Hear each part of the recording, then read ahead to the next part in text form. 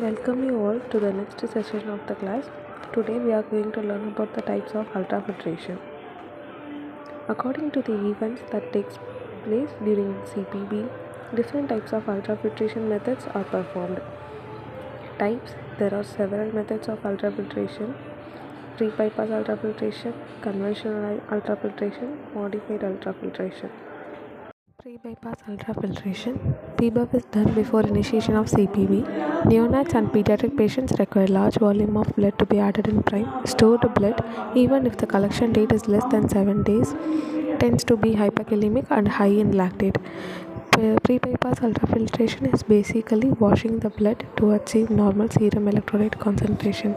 This is done by priming the circuit using the clear prime, then adding all the PRPC required to achieve the desired hematocrit value on pump. Additives in prime like bicarbonate, mannitol and albumin. Now this blood prime is pumped through the hemoconcentrator to remove the excess fluid, and it also reduces the hyperkalemia. Conventional ultrafiltration. It is to remove the excess fluid during cardiopulmonary bypass in patients with acute and chronic fluid overload and complement activators.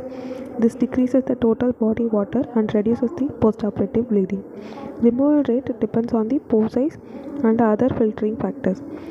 Safety method, where there will be no retrograde flow in the arterial line or cannula. Since the heparin may be removed by this method, ACT must be frequently monitored, at least half an hour once, or if not, 4 mg per kg of heparin is given. Should not shut off blood flow through the hemoconcentrator, as this may cause clotting, reduced performance and excessive transmembrane pressure. There should not be greater blood flow inside the hemoconcentrator, which results in hemolysis. During this observing the blood work is that is electrolytes and hematocrit for concentrating value is more important. Modified ultrafiltration. MUF is done after terminating the CPB, where the arterial blood is withdrawn from the patient's aorta and passed through the filter given back to the patient's right atrium. It will be done for 10 to 15 minutes or till the volume in the reservoir is being utilized.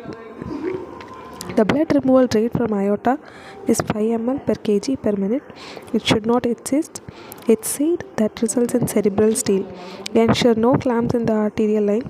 In MUF, significant reduction in total body water, which helps to achieve the required hematocrit value. The benefits of MUF are it reduces the postoperative blood loss, decreases extubation time, removes the circulating tissue necrosis factor, useful for prolonged CPB, removes excess serum potassium.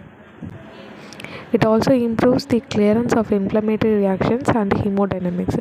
During this, keeping an eye on the aortic line is very important. It has a possibility to suck air inside it.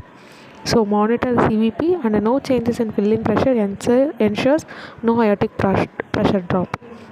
MUF is to bring up the targeted hematocrit of the patient's hematocrit levels from 35% during CPB to 45%.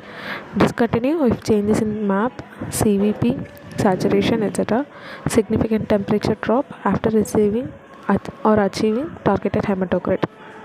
Factors affecting the filtration are the thickness of the membrane, viscosity of blood, hematocrit, protein values, temperature, size of pores, and the number of pores. This is the picture that demonstrates the circuit of the MUF, modified ultrafiltration.